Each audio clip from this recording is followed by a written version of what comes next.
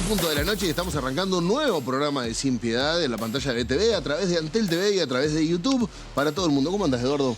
¿Qué tal, Diego? Muy buenas noches. Bueno, muy contentos. Un buen programa tenemos hoy. Y a ver, contentos. Algunos, sobre todo el invitado principal, le hablábamos afuera de cámara por el partido de tarde entre Inglaterra y Argentina. Vas a arrancar hablando de fútbol. Bueno, bienvenido. Porque el hombre es futbolero. El ministro de Economía, Gabriel O'Donnell. ¿Cómo estás, Gabriel? Muy bien, muchas gracias, Diego.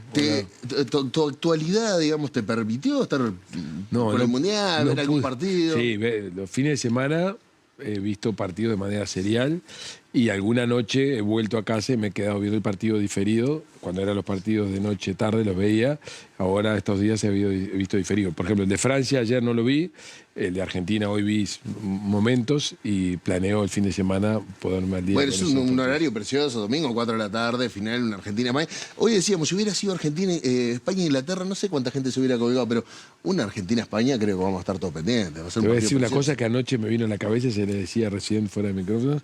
Es la primera final desde 1930 donde los 22 jugadores van a hablar español. Que lo quisieron prohibir, la FIFA le quería prohibir el español en la conferencia, mirá la final mirá la final que le dimos a la FIFA. Tomá, mirá, ¿qué le vamos a hacer? Buen punto. Gabriel, vos sabés que para empezar a charlar, venía de afuera de la estructura frente amplista, como ministro, no es una novedad. Una amplia carrera como economista, como consultor. Cuando te eligieron, vos definiste el cargo como el lugar donde siempre quisiste estar. Que, es más, palabras textuales, amo ser ministro de Economía, es lo que me gusta hacer en la vida. ¿Estás cumpliendo un sueño? ¿Era lo que esperabas? Hoy que ya entró en... A ver, para que ser cuidadosos con esto. En general, cualquier economista de la década del 80, como soy yo, que entró a la facultad en la década del 80, donde la macroeconomía era lo dominante de los problemas de un país como Uruguay, siempre, tanto en sus discusiones con sus compañeros, en sus clases siendo profesor, se estaba imaginando soluciones o críticas o sugerencias de lo que se debería estar haciendo, lo que se debería poder hacer. Así que yo te diría que en general los economistas formados en la década del 80, el sueño de integrarnos a un gobierno era algo importante. Y además a mí me marcó mucho. El 23 de agosto del año 84, si yo no me equivoco bien, cae la intervención. Esto es, cesa la intervención de la Universidad de la República y se hace una asamblea en facultad un poco desagraviante, donde por primera vez en esos 13 años, 12 años, Danilo Astori, que era el decano legítimo de la facultad, entra a la facultad junto al profesor Daniel Buquet.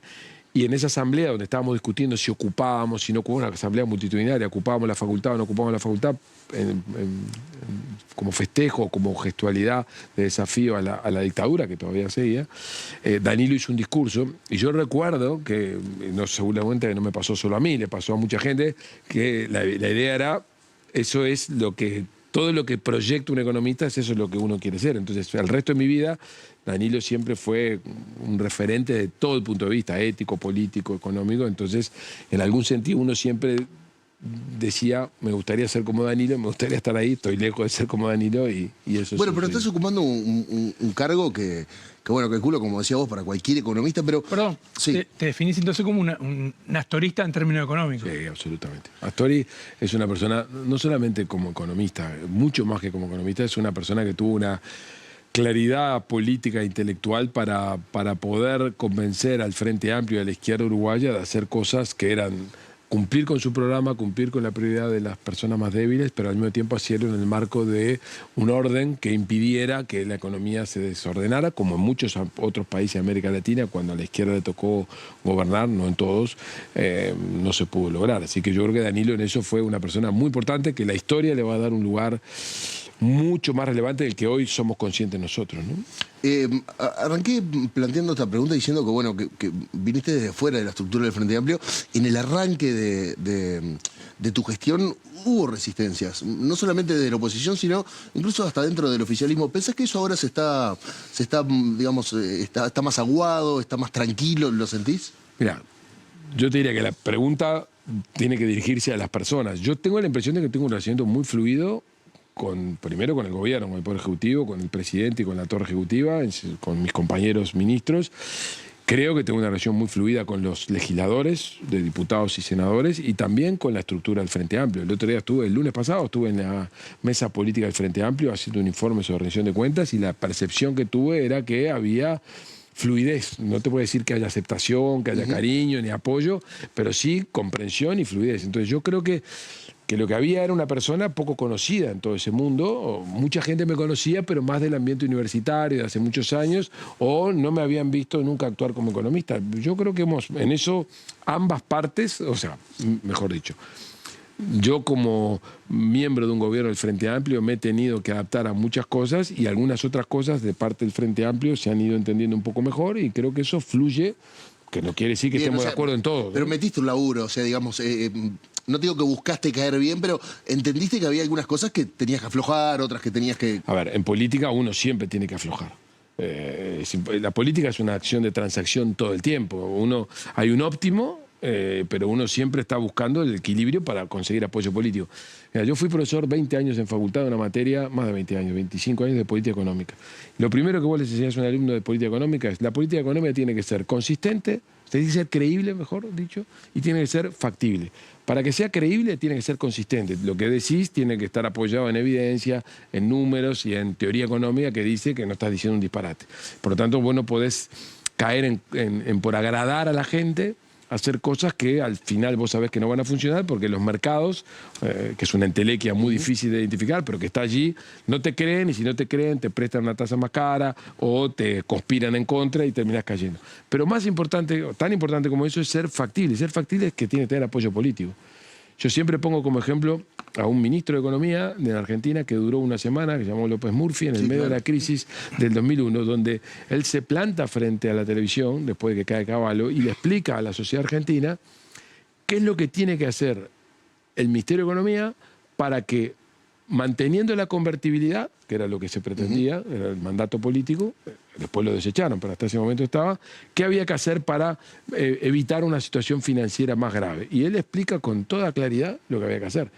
Duró una semana. ¿Por qué? Porque lo que había que hacer no era políticamente factible, no había apoyos políticos y eso fue lo que llevó a que el gobierno abandonó la convertibilidad, devaluó, porque el corsé que suponía la convertibilidad, por más que desde el punto de vista técnico alguien podría defenderlo, ya en ese momento difícil, no era políticamente factible. Entonces, la política es negociación, es transacción. Para la docencia te dio muchas herramientas. Muchas herramientas. Y yo milité en la Juventud Socialista durante toda la transición democrática. Yo fui dirigente estudiantil en mi facultad, dirigente en la FEU, fui miembro del Consejo Directivo Central. Yo hice política y luego permanecí vinculado al Partido Socialista hasta el año 2017, creo, siempre en un rol, digamos, de simpatizante, adherente, afiliado, pero no en primer lugar. O sea que a mí la actividad política siempre me gustó como un observador y como alguien que le gustaba incidir en la realidad. Las personas que nacimos a la vida democrática en los años 80... Difícilmente no te gusta. Teníamos todos una sensación de que el tiempo histórico nos había dado un lugar muy importante. Algunos lo materializaron rápidamente, está lleno hoy de senadores y legisladores, sobre todo de la oposición, que eran de esa época. Y habemos otros que nos apartamos por razones personales, pero que siempre lo tuvimos ahí. Entonces, yo creo que eso está... te insisto, la política es negociación y yo no es que haya querido agradar. Yo tuve que adaptarme, porque soy ministro de Economía de un gobierno, del Frente Amplio, que tiene un programa de gobierno y que tiene un conjunto de principios a los cuales yo adhiero y en otras cosas negocio, porque no estoy de acuerdo en que si lo implementamos ahora lo hacemos así. Y creo que esa capacidad de diálogo que todos tenemos ha generado un mejor relacionamiento. Diría que no apoyo, no necesariamente que la gente esté están todos felices. Feliz, no, ni mucho menos. Las encuestas no dicen eso. Las encuestas dicen que no hay apoyo, así que es parte con lo que uno tiene que gestionar. Justamente vos estabas hablando de esa negociación, porque no estabas dentro de lo que era capaz la cocina política mismo, ¿no?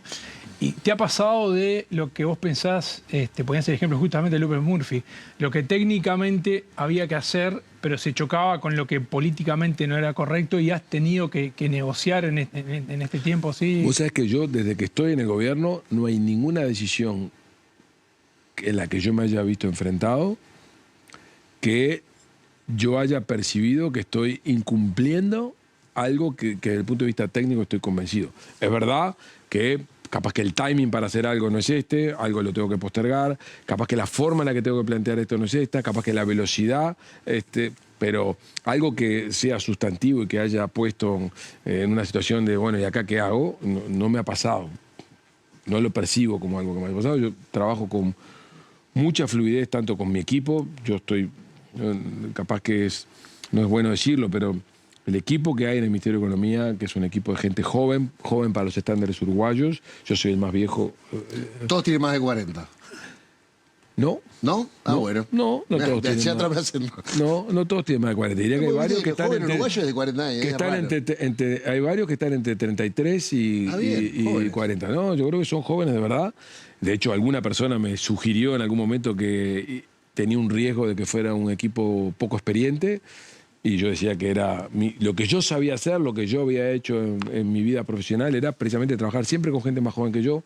Realmente en la actividad profesional, las personas más jóvenes suelen estar mejor preparadas que nosotros, porque el conocimiento progresa, se vuelven más sofisticados, y yo diría que tengo un equipo de gente muy competente y además con un ambiente de trabajo extraordinario. Eso es una cosa fundamental. Y después con el resto del gobierno, yo con todo el ejecutivo, con el presidente, trabajo con mucha fluidez, y con mis compañeros ministros tenemos discusiones, nos peleamos a veces por esto que no sale, aquello que no sale, trancamos, pero logramos transar de manera tal de que siempre nos sentimos satisfechos, o por lo menos que no traicionamos algo que fuera un tema de principio. No hay una sensación de que yo te gané esta batalla, te derroté y en esta perdí, me espero para la que viene. Eso, por suerte, bueno, eso mejor. No ocurre. Ahora, nos gustaría hablar de medidas concretas, aprovechando tu capacidad en la docencia, de hablar de medidas concretas, empezando por la llamada Ley de Competitividad y Reducción del Costo de Vida. Muchas gracias. Tiene un nombre precioso. Me gustaría saber de qué se trata. Vos sabés que es un tema, esta es una muy buena pregunta, porque es algo tan importante como con poco sex appeal, capaz que para explicar en un programa rápidamente, ¿no? A ver, de lo que se trata es, Uruguay es un país que a lo largo de su historia ha desarrollado un marco legal y marcos regulatorios que son convenientes para algunos sectores o que eran convenientes para una realidad que en principio Uruguay superó. Entonces, hoy Uruguay es un país caro. Déjame que te lo diga de esta manera. Uruguay es un país que hoy resolvió de manera bastante definitiva el tema de la inflación. Es un país que tuvo una inflación promedio de 63% anual entre el 58 y el 98, del 8% entre el 98 y ahora. Hoy estamos en nivel de inflación del 4%. Sin embargo, seguimos siendo un país caro. No tiene nada que ver la inflación, la macro, con el nivel de precios. Noruega es un país sin inflación y es caro. Argentina es un país con alta inflación y es barato. El problema de ser caros no es un problema macroeconómico, es un problema microeconómico. Pero a la explicación a la gente en la feria, vos decís, che, ¿por qué tenemos inflación tan baja? O sea, porque siempre lo asociamos a que la inflación era lo que encarecía nuestro costo de vida. La inflación es la dinámica en la que se actualizan los precios. La razón por la que somos caros es porque hay muchas actividades que se desarrollan de una manera donde no hay mucha competencia o donde hay regulaciones que son innecesarias que encarecen la producción. Déjame que te ponga un ejemplo, el más típico y traído de los pelos, que está metido en la ley. En Uruguay vos querés importar una pasta de dientes, sí, y te vas al Ministerio de Salud Pública a inscribir el derecho a ser importador de esa pasta de dientes, porque al ser un producto que afecta potencialmente la salud humana, vos tenés que registrarlo. El Ministerio de Salud Pública te dice, tráeme el registro técnico, que describe el producto con claridad. Perfecto, vos vas a la casa matriz o a quien lo produce, conseguís el registro técnico, lo traes y lo presentás. Perfecto, estás habilitado, importás. Al día siguiente viene otra persona, Eduardo, y viene y dice, yo quiero importar la pasta de dientes, la misma pasta de dientes. Dice, perfecto, ningún problema, tráeme el registro técnico. Entonces, cuando se gira al lugar donde tiene que pedir registro técnico, le dicen, ¿para qué país? Para Uruguay. No, pues yo ya tengo un distribuidor, que a veces es un mismo distribuidor de la propia empresa. Entonces, el resultado, no tiene forma de obtener el registro técnico, por donde no puede importar. Resultado, termina habiendo un distribuidor exclusivo. Eso... Que fija el precio, ¿no? Y que en general tiene un incentivo de competir poco, porque lo fija el precio. Entonces, esa idea de que hay un solo proveedor, que se llama un distribuidor exclusivo, o que falta un segundo importador, es algo que está no está generado deliberadamente por la regulación uruguaya, pero está implícitamente promovido por lo que tenemos. Por la excesiva regulación. Por una regulación que para otro momento, para otro tiempo, por gente que no pensó que una regulación de naturaleza sanitaria podía tener consecuencias sobre un tema económico, lo puso sobre la mesa. En eso está lleno de ejemplos. Nosotros, ¿qué hicimos? Le pedimos a las organizaciones empresariales, al PIT-CNT y a otro conjunto de profesionales de Uruguay que nos listara regulaciones en distintos capítulos, en temas sanitarios, en temas de salud animal, en temas vinculados al comercio exterior, problemas que había para encontrar poca competencia o regulaciones redundantes excesivas. Con eso hicimos un paquete de cosas y los ordenamos en 4 capítulos. Facilitación de comercio exterior, promoción de la innovación, competitividad para reducir el costo de las empresas y reducción del costo de vida. Y presentamos una ley de 244 artículos que lo que hace es simplificar, desempapelar, desburocratizar para hacer más fácil la relación entre los contribuyentes, ya sea que sean ciudadanos o que sean empresas, con el gobierno, de manera tal de esencialmente reducir los costos. Por ejemplo, te pongo otro ejemplo. Una empresa tiene un apoderado, tiene que hacer trámites en el Estado. Entonces tiene un apoderado.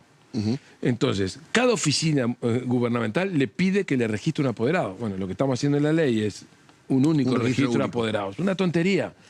Pero de esos, déjame, la ley, ¿sabes lo que está haciendo? Derogar la prohibición de las carnicerías de abrir los domingos. En Uruguay, en el marco legal vigente, las carnicerías no pueden abrir los domingos. Sin embargo, se abren igual. Algunas sí. Eso es lo que demuestra que la ley está obsoleta. Bueno, de esas, así como la prohibir abrir la carnicería los domingos. ¿Cómo llegaste a...?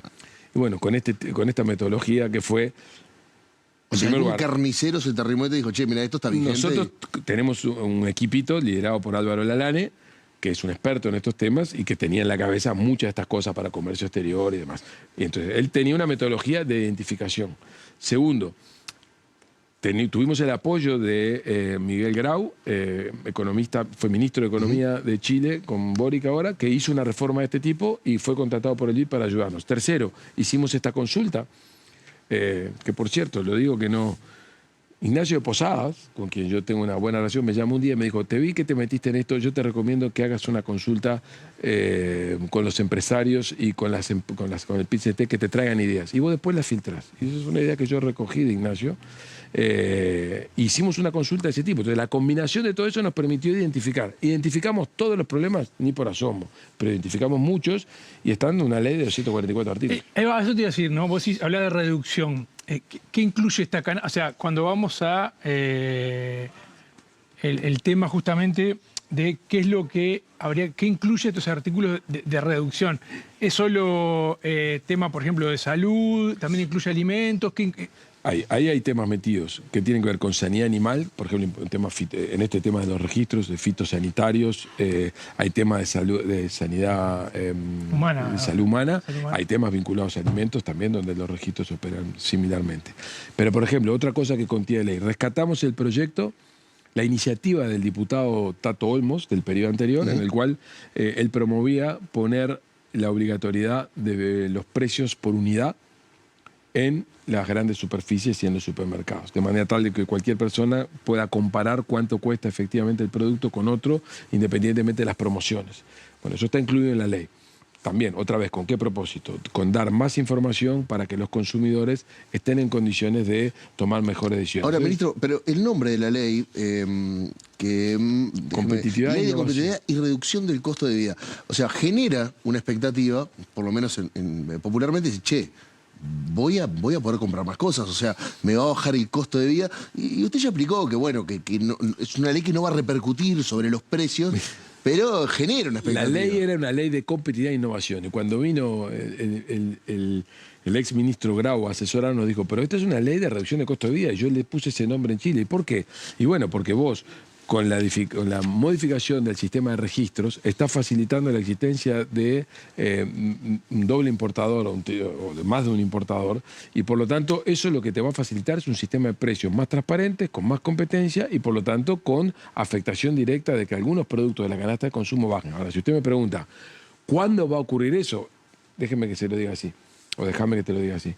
Si alguien le hubiera preguntado a los legisladores del 88 o 89, no me acuerdo, cuando la ley forestal se puso sobre la mesa y le dijeran, pero dígame, con esta ley forestal que usted está promoviendo, ¿cuándo va a ver usted los resultados? Bueno, los vimos en el 2013 en adelante, tenemos 3 industrias con inversiones magníficas.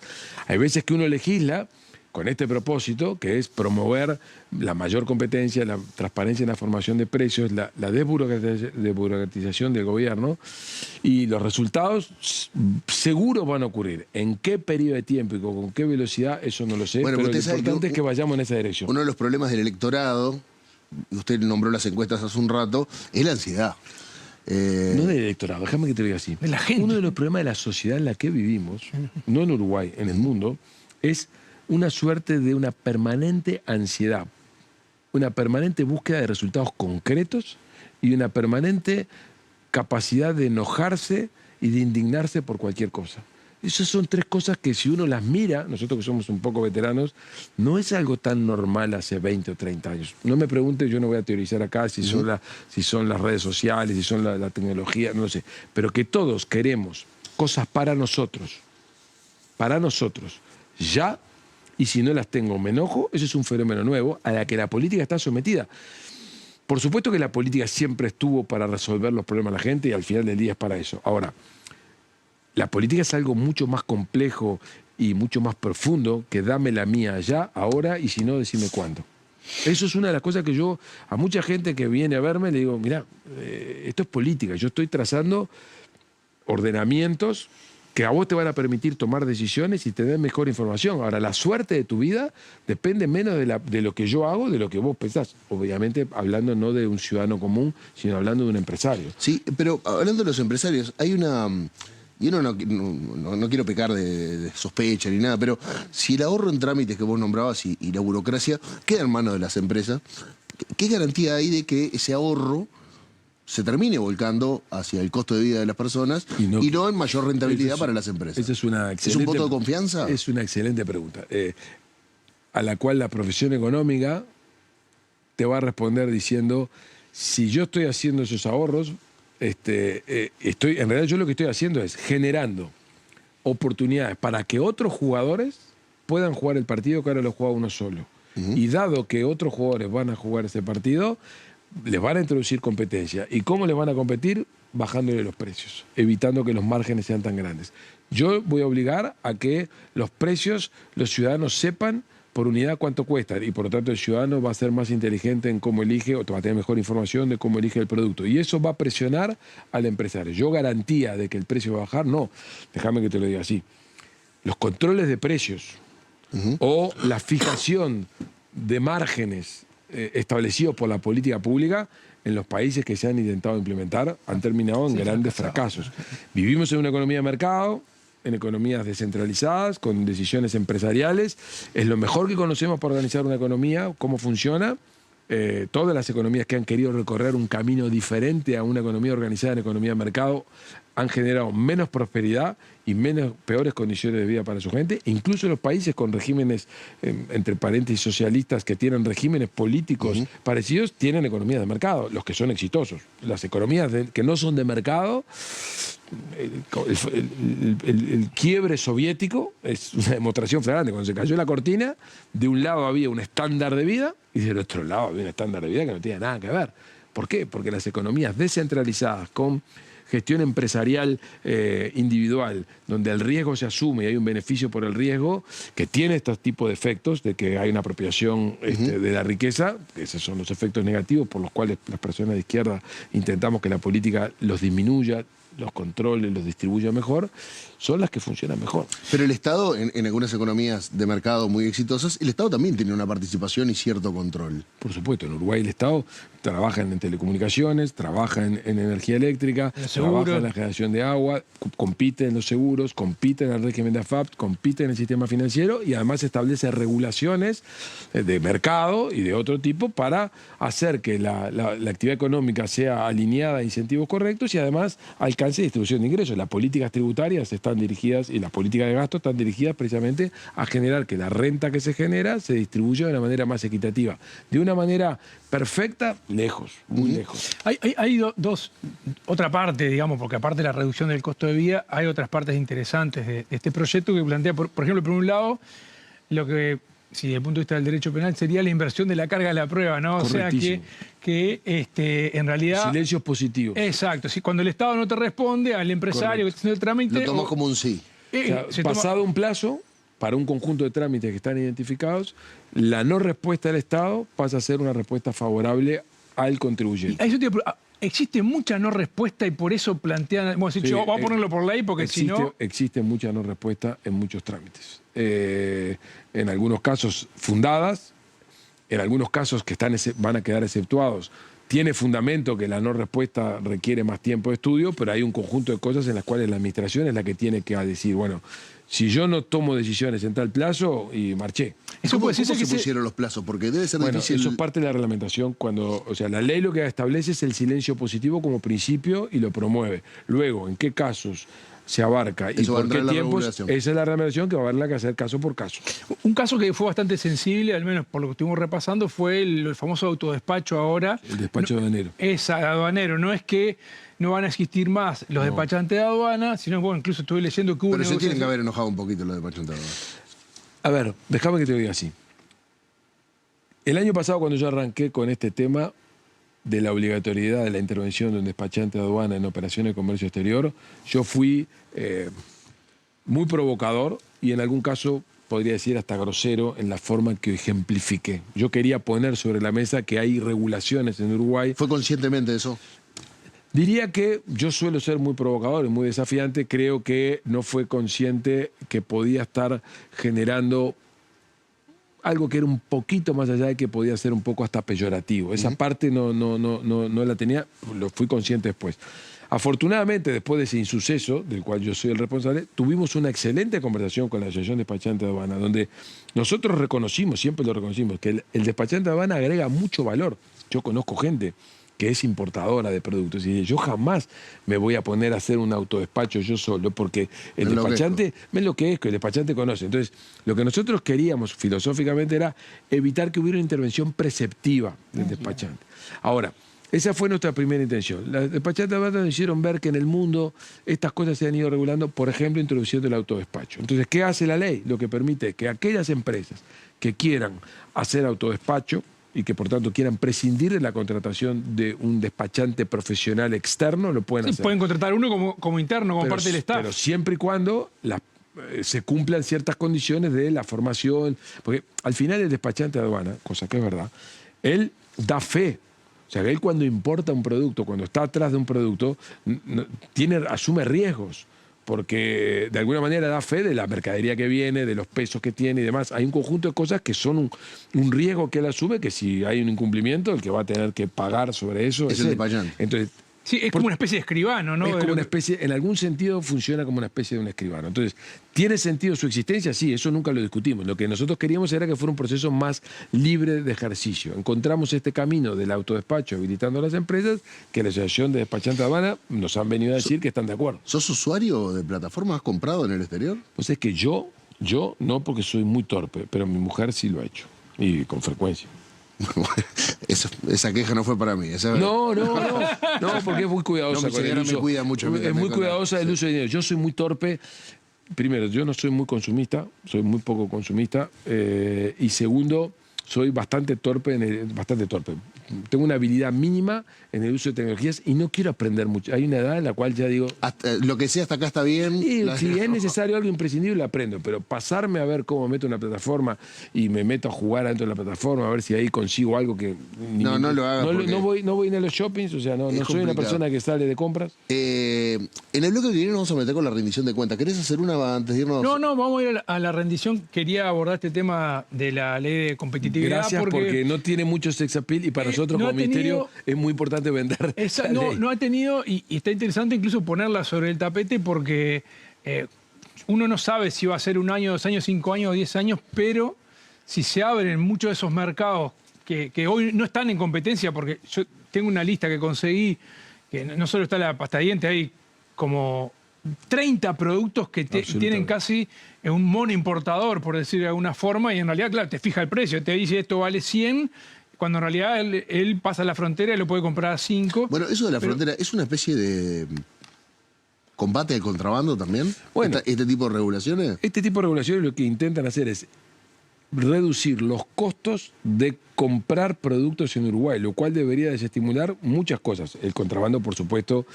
Uruguay es una tierra, que nació, fue primero frontera antes que Estado, o sea que es una actividad que en algunos departamentos del interior, mi dirección de aduanas está vigilante todo el tiempo, pero forma parte de una actividad que es muy difícil. Impedirlo va a ser, o sea, que esto desaparezca gracias a esto no va a ocurrir, pero el combate al contrabando sumado a este tipo de medidas debería desestimular que este tipo de cosas ocurran, pero no está sobre todo dirigido al contrabando en la frontera, sino al costo de vida que está en la canasta de consumo de cualquier ciudadano del Uruguay, donde al final del día que haya un solo distribuidor genera un problema.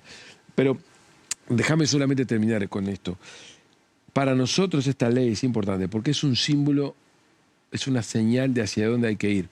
Uruguay tiene que volverse más competitivo en el mundo para atraer inversiones y se tiene que volver más competitivo para poder que las empresas desarrollen negocios y a su vez tenemos que bajar el costo de vida.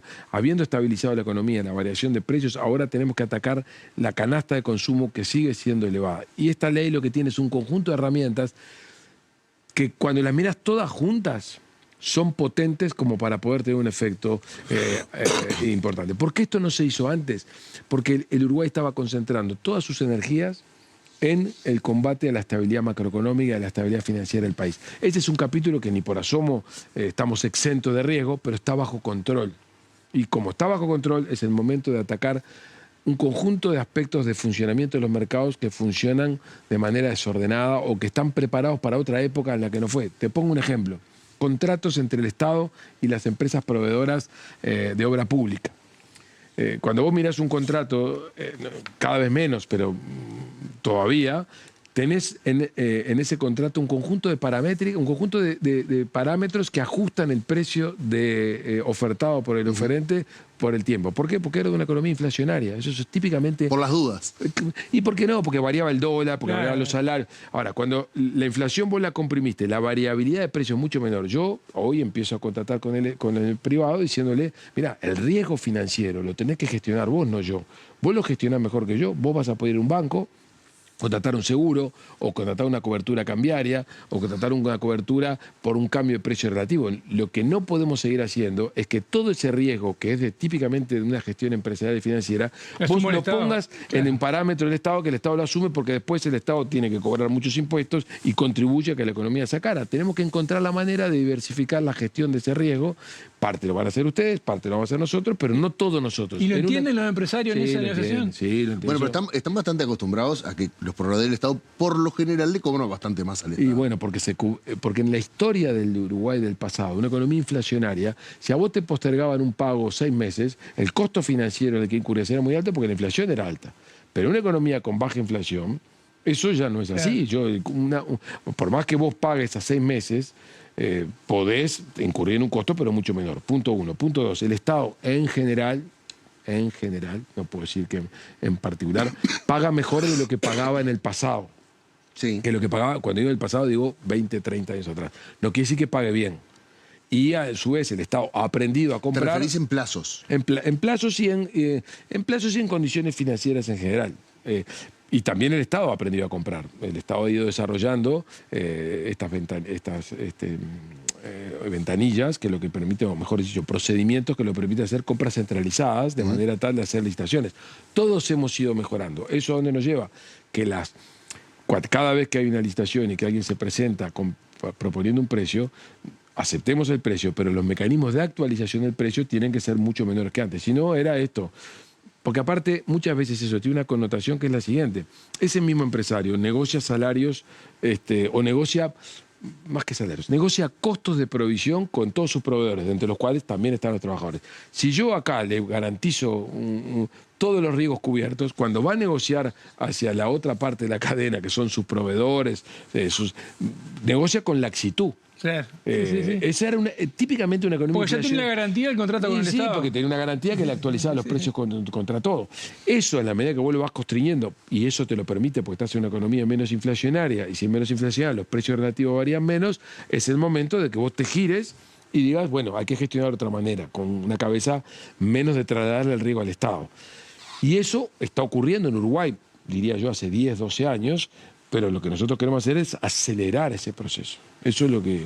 En eso está el Uruguay, insisto, y eso es interesante verlo. Por supuesto que este gobierno tiene una agenda muy clara y está tomando decisiones muy concretas en esta dirección. Pero si vos mirás al Uruguay, estas son acciones que van transcurriendo a lo largo de gobiernos. Nos vamos a ir a la primera pausa, siempre. Tras la pausa vamos a hablar de la rendición de cuentas, que ha generado muchísimas cosas, pero todavía no está claro de qué estamos discutiendo. Ha generado cosas, memes ha generado la rendición de cuentas, que es raro eso, porque uno espera otro tipo de discusión de la rendición de cuentas, así como hablar un poco de todo. Recién se empezó a discutir, estamos en la primera semana de discusión de esta rendición de cuentas, pero tras la pausa nos vamos a meter en eso, Eduardo. Perfecto, y también el tema de la inversión en Uruguay. Ah, ¿sumás? Bueno, Lo tenemos hasta mañana al ministro. Oiga, no, queda poquito. No hay problema, no hay problema. Nos vamos a esta primera pausa de este Sin Piedad de miércoles, ya volvemos.